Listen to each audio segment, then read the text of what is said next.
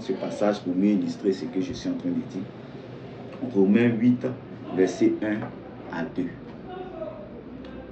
On va lire ensemble. Romains 8, verset 1 à 2. Excusez. Alors la Bible dit ceci. Il n'y a donc maintenant aucune condamnation pour ceux qui sont en Jésus. Et au verset 2, en effet, la loi de l'esprit de vie en Jésus-Christ m'a affranchi de la loi du péché et de la mort. Ici, c'est l'apôtre Paul qui parle. Il dit maintenant. Or, lorsqu'on parle de maintenant, ça vient marquer un temps. Hier, l'homme était sous la condamnation. Hier, l'homme était condamnable. Mais maintenant, après la mort et la résurrection de Christ, il n'y a plus de condamnation pour ceux-là qui croient en Jésus. C'est ce que Paul est en train d'expliquer. Et il dit, en effet, l'esprit de vie domine dorénavant sur l'esprit de la mort. Donc, lorsque je reçois le Saint-Esprit, de par ma conversion véritable, je reçois l'esprit de vie. Donc, est-ce que là où il y a l'esprit de vie, on peut parler des liens de famille qui fait que j'échoue? L'esprit de vie domine. Quand on dit domine, c'est lui qui règne. Et quand lui il est là, il n'y a plus d'autre règne. Il n'y a pas un homme fort qui peut encore agir là où l'esprit de vie qui domine est. Mais qu'est-ce qu'on constate?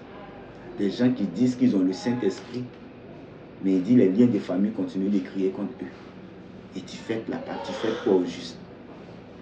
Tu fais quoi? Tu n'es pas encore libre. Toi, tu cherches à être libre. Donc, toi, tu ne fais pas la part. Parce que la Pâque, c'est une reconnaissance en nous à Dieu. Maintenant, toi, tu es reconnaissant à quoi? De ce que tu n'es pas encore devenu libre. Nous, on croit que nous sommes libres. C'est nous qui avons le droit de fêter la Pâque. Et qu'est-ce que les gens font? Quand la Pâque arrive, plusieurs vont se mettre là. Ils disent, bon, on va prendre la Sainte Seine. Et la Sainte Seine même, il y a des conditions. Quand tu n'es pas baptisé, tu n'as pas droit à ça. Mais est-ce que vous lisez la Bible? Ceux-là qui étaient à table avec Jésus, là, il y avait quels convertis parmi eux? Tous étaient des inconvertis. C'est parce qu'ils n'avaient pas la nature de Dieu que Dieu leur donnait sa nature, en symbolisant cela par son corps et par son sang au travers de la Sainte Seine. Parce qu'ils n'avaient pas la nature de Dieu, c'était des inconvertis. Mais aujourd'hui, des gens qui disent qu'ils sont convertis, alors que le converti, c'est celui qui a la nature de Dieu. Maintenant, toi, tu dis tu es devenu la nature de Dieu, là. Tu prends le corps et le sang de Christ, là, donc tu te manges toi-même. Parce qu'on n'a pas compris ce que Dieu enseignait. La Sainte Seine n'est même pas pour le converti, c'est pour l'inconverti. Et ce n'est pas notre chair ou bien le pain, on s'en donné à l'inconverti. Mais on va parler de Jésus à l'inconverti. Et en témoignant de Jésus, en l'évangélisant, nous sommes en train de donner le corps et le sang de Christ à ce béni. C'est ça qu'est la Sainte Seine. Voilà pourquoi Jésus a dit, faites ceci en mémoire de moi. Et lorsque Jésus part, les pierres, lorsqu'il sort de la chambre haute, il commence à distribuer la Sainte Seine à toutes ces personnes-là. Et la Bible dit, la première prédication, le premier jour d'évangélisation, il y avait plus de 3000 personnes.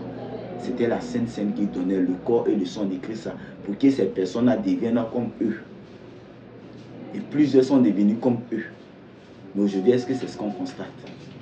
On dit non, il faut d'abord te sanctifier pour pouvoir prendre la Sainte Seine. Bon, quelqu'un qui est propre, il fait quoi dans la douche? C'est parce que je reconnais que je suis sale que je vais me laver. La douche prend toute son importance parce que je reconnais que je suis sale. Mais si je suis propre, la douche me sert à quoi? Dieu n'est pas venu pour ceux-là qui pensent qu'ils sont déjà propres. C'est pour nous les malots, là. Nous qui étions des malots, des chercheurs de famille hier. C'est pour nous qu'il est mort. Et nous avons cru que sa mort et sa résurrection est venue nous rendre justes. Par pure grâce. C'est pourquoi je n'ai pas besoin d'un trône royal. Je ne me vois pas comme étant le plus fort. Voilà pourquoi je suis à la chair. Non, c'est juste une grâce que Dieu me fait. Mais des gens pensent que c'est parce qu'ils sont forts qu'ils sont à la chair. Raison pour laquelle ils demandent même qu'on leur donne des trônes royaux. Et on met ça derrière la chair parce que lui, il est le roi des rois. Tu n'as pas le droit de fêter la Pâque. Et toi, tu es dans cet entendement-là. Tu n'as pas le droit de fêter la Pâque parce que la Pâque ne t'appartient pas. La Pâque, c'est pour ceux-là qui pensent qu'ils sont enfants. Or, l'enfant, il est humble. L'enfant sait que ce n'est pas plus grâce qu'il a été adopté. Est-ce que ces derniers-là croient que ce n'est pas plus grâce qu'ils ont été adoptés? Des prophètes, pour pouvoir épater les gens, ils ajoutent même prophète mystique voyant. Bon, c'est écrit où dans la Bible? Bon, tout ça là, c'est pourquoi? C'est pour juste impressionner des gens. C'est pour juste dire encore que lui n'est pas comme les autres prophètes. Des bêtises. Il est prophète général. Il est prophète, je ne sais pas, n'importe quoi. Et c'est ce genre de conneries là. C'est derrière ça, vous courez. Toi qui cours derrière ça là, tu n'as pas le droit de fêter la Pâque. Courir derrière la révélation de la parole de Dieu va t'emmener à croiser le véritable Christ. Et tu vas te convertir véritablement. Et la véritable révélation, c'est celle-là qui t'emmène à voir la grandeur de la puissance de Dieu et non à voir la puissance de Satan. Tout enseignement qui te donne la peur ne vient pas de Dieu. Mais qu'est-ce qu'aujourd'hui ces personnages enseignent? La peur. On nous montre la puissance de Satan. Ils viennent même faire des projections de films. Satan est fort, Satan est fort. Est-ce que tu sais de qui tu parles? Est-ce que toi tu sais qui a créé Satan? C'est Dieu. Donc toi tu peux expliquer à Dieu comment Satan est. Il te dit il n'y a plus de condamnation pour ceux qui sont en Jésus. Il te dit non, est-ce que tu connais qui est Satan? Lui qui a créé Satan, il dit je vous ai donné le pouvoir de marcher sur les serpents, sur les scorpions et sur toute la puissance de l'ennemi. Et il ajoute que rien ne pourra vous nuire. Moi, quelque chose qui ne peut pas me nuire, là, moi je lutte contre ça, là, c'est pourquoi? C'est stupide.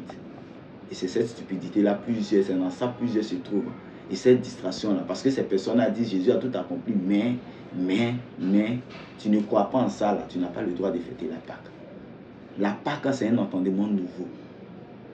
C'est une réflexion nouvelle, une vision nouvelle de la parole de Dieu, où je ne fonctionne plus selon le monde, mais je fonctionne selon la vérité de Dieu.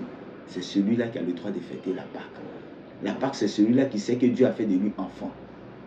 Et il sait qu'il n'est pas devenu enfant parce qu'il priait beaucoup, mais il est devenu enfant parce que Jésus l'a aimé. C'est pourquoi il est humble, il est reconnaissant, parce que lui-même, il sait, il ne mérite même pas le nom de Jésus, mais Jésus lui a donné ce nom. Il ne méritait pas le regard de Jésus, mais Jésus a fait de lui son regard pour le monde. La Pâque, ce n'est pas celui qui fête la Pâque, ce n'est pas celui-là qui sollicite l'aide de Dieu, mais c'est celui-là qui croit qu'il est devenu l'aide dont le monde a besoin. Parce que Jésus lui a donné cette nature. Mais est-ce que toi tu crois en ça? C'est pourquoi Dieu t'exhorte ce matin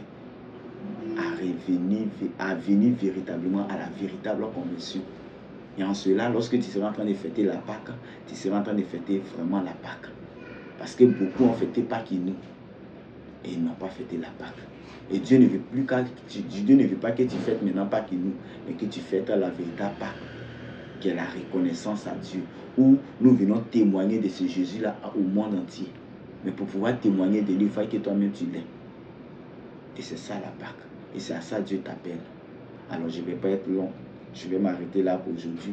Comme je l'ai dit, n'hésite pas.